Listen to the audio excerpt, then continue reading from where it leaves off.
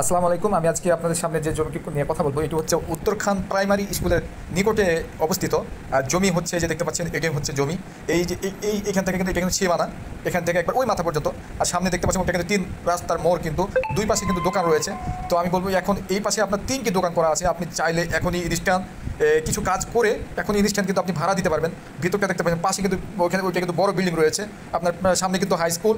তো আমি বলবো দেখেন এই পাশে কিন্তু একটা দোকান রয়েছে। তো আমি বলবো যারা 3 রাস্তার মোড়ে এবং দোকান সহকারে জমি কিনতে চান তারা এটি দেখতে পারেন। এই পাশ থেকে কিন্তু মানুষ কিন্তু যাতায়াত করবে, এই পাশে চলে যাবে। দেখতে পাচ্ছেন এই পাশের অবস্থা কি, 3টি দোকান রয়েছে। আর উত্তরখানে হিউজ পরিমাণে কিন্তু আপনার বেচা কিনা হচ্ছে, কারণ হচ্ছে আজমপুর থেকে আপনার এখানে হচ্ছে 2.5 কিলো পথ।